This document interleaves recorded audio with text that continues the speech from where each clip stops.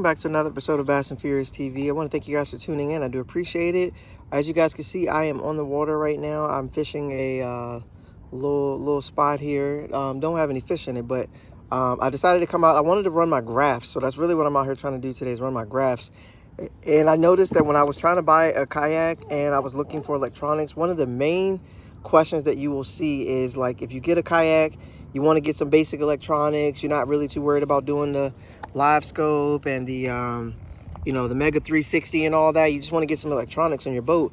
Well, I noticed that the information regarding it is always a full video on this, or a full video on this, or like a 8-minute comparison. I'm pretty sure somebody probably went out of their way to do a really good video on it, but I felt like, why not, while I'm on the water, while I'm right here, let's take a look at it and see which one does what. Now, I'm not going to dig too deep into the specs. There's a guy out there called First Cast, First Fish, or something like that. It's really cool. He has breakdowns on this Garmin like you'll never believe. So you can I literally listened to his videos when I came out here.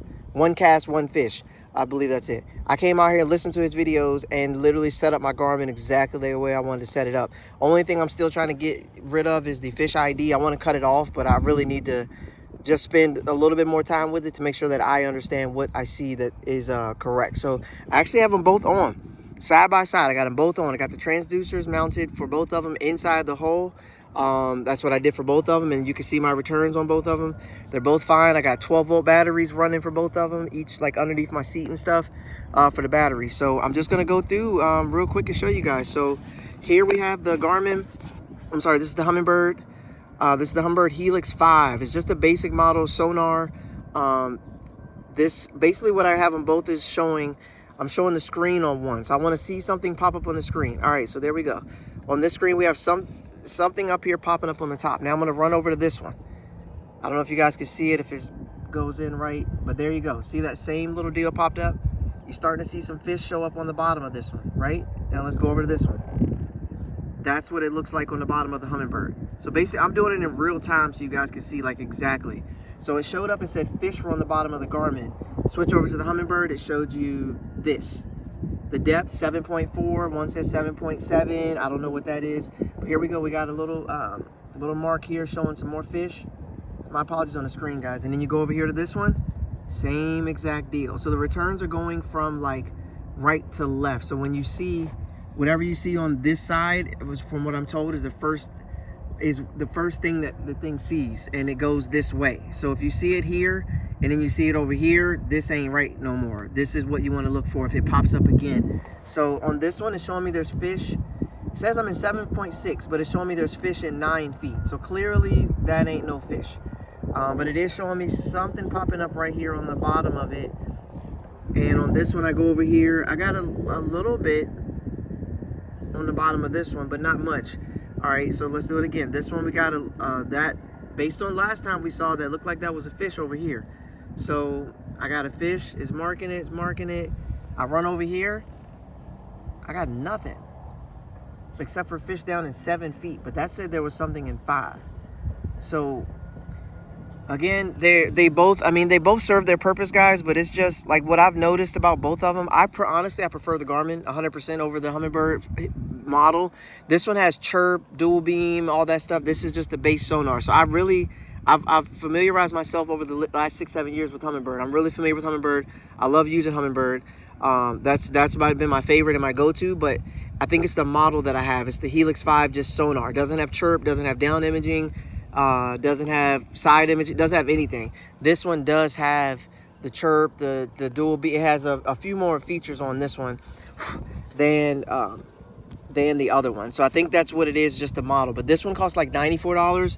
This one, I believe it was on sale marketplace for like 120 bucks, something like that. It's not, they're about the same price range, but like if I gotta get one, I know this screen is bigger, but this one somehow just, it seems to show me more accurate and more what I'm actually looking for. But I've also spent more time with this one. So guys, I know I sound like I'm a little bit all over the place. Some of you probably are upset that you even watched this video, but I'm gonna circle back around to you guys. I'm gonna go try to fish and put it closer. Oh wait, actually we gotta look at this mark. Look at this return right here.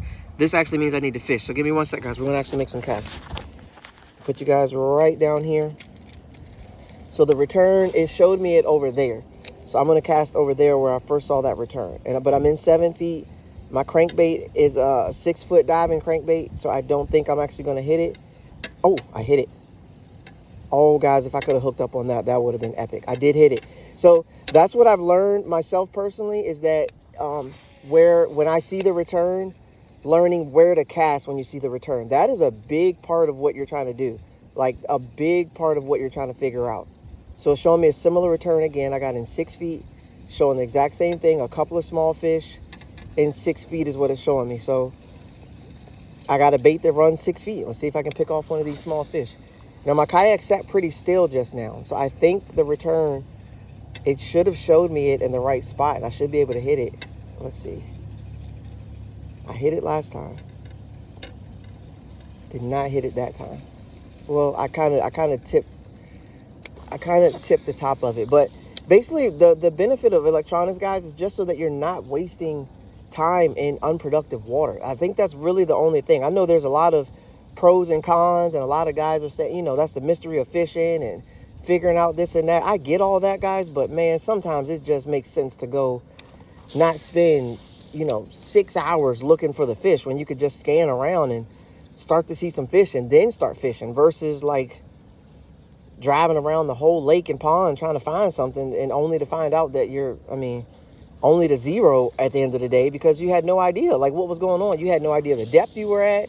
You had no idea, unless you use your jig and count down, but you had no idea the depth. You had no idea if there was underwater structure unless you bumped it with your jig, and usually you end up getting hung up in. Oh, I'm on something good right there. Oh, sorry guys. Dang it, guys. I was on something good right there. I was trying to show you guys how that's going to work. And my apologies. I didn't mean to have my rope and stuff all up in the video. Jeez. Yes, I will be investing in the anchor trolley. I got a nice return right there. All right, guys. So we got a nice return right here. I'm going to... my apologies, guys. I really didn't want to have to edit this video, but let me move my... I was going to throw this jerk bait out. See, that sucked. Now I'm missing it. Now I'm missing the return. I'm nowhere near it now. Nowhere near it. But really, why I'm doing this right now is because I'm basically just letting the wind blow me over to my next spot so I can save my energy, because the wind looks like it's blowing against me, and I got to paddle back. So I don't want to. Hopefully that'll change here very soon with that paddling back crap, but. Like basically, guys, for each... Oh, wait. Now that looks way better. That looks way better. All right, it's showing me a nice return right out here, but I'm going left to right. It looks big enough that I still can hit it, though. So, and it looks like some good fish on that, guys. Looks like some good fish on that return right there. I always cast out farther than I should because I'm hoping to bring my bait like right over it, but I did not do it that time. Or I think it might be deep. It's down deeper than what my bait goes. My bait goes 6 feet, so I'm gonna hold my rod under the water, see if I can get a few extra foot out of it. All right, I bumped it just there. Nothing. Actually, there. Oh, nothing. Oh man. All right, guys. So tried to do a little bit there for you to show you guys a little something, but pretty much, I mean. If I gotta pick one, like I said right now, I definitely would pick the Garmin over the Humminbird based on the models that I have. But they both are definitely very good at what they do. See, like right there, I got another return. But since I'm so deep, it's gonna be so hard to hit them. That's like, I mean, this one's showing me some fish too. I have the fish ID on the Humminbird. It just never showed. Oh, now that looks catchable. That looks catchable. There's one up above. There's a nice log in 6 foot right there. Oh, man. Guys, that one definitely looked like I could catch that one. I don't know what happened. It hasn't been clockwork like that out here, though. There are days when I come out here that it can be clockwork. But today ain't that day, apparently. All right. Plus, I didn't get my bait out far enough, I don't think. All right, got another nice return here, guys. Basically, I'm fishing each and every one that comes up to see if it's actually legit. Like there's something there, because this says there's fish there, little fish.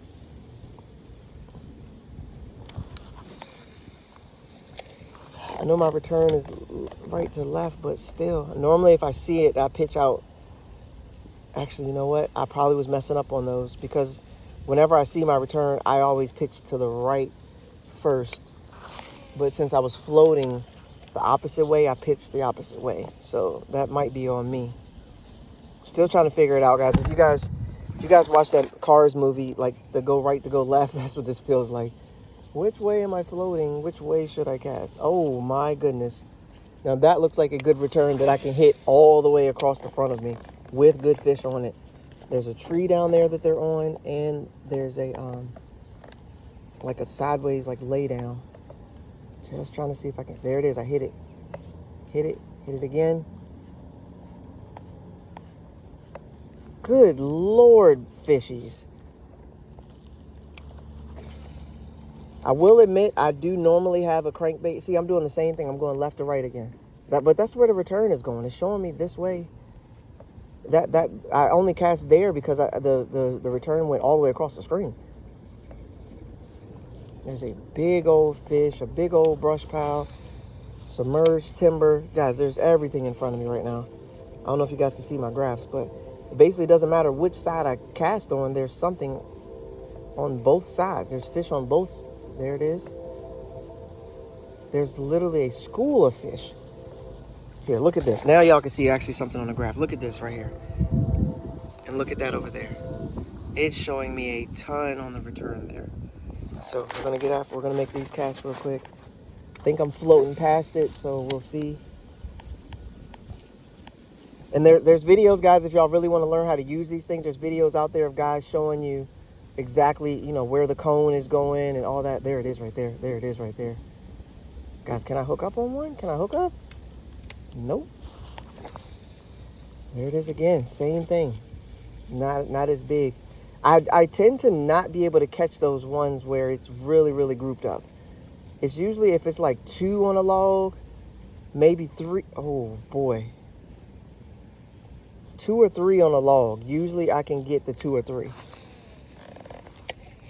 But if it's like 8 or 9 on there, I never seem to get those to fire. Never, ever seem to get those to fire. I got a bait that's going the right depth. I got fish. Yeah, see, this is one of those 100 million fish on the screen. This is one of those ones that make you feel like you just should quit fishing. That's what I'm fishing right now. This is one of these ones that make you feel like you should just throw in the towel because there's literally 100 of whatever it is that's on the screen right now. I pitched the bait to him.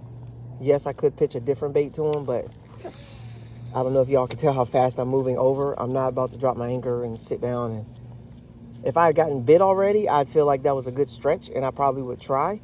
Even a bite, a nibble, a peck, something. But I ain't trying to sit there and do that because basically, you see those all over this body of water. That same exact setup where there's a lay down. Sometimes those fish, I mean, they're not the active fish that I'm looking for. You know what I mean? Like, I've done a whole video and a whole series on like active fish, and those ones, whatever that is right there, those are not the active ones that I'm trying to catch. So I'm trying to get over here to some that are actually the active ones. So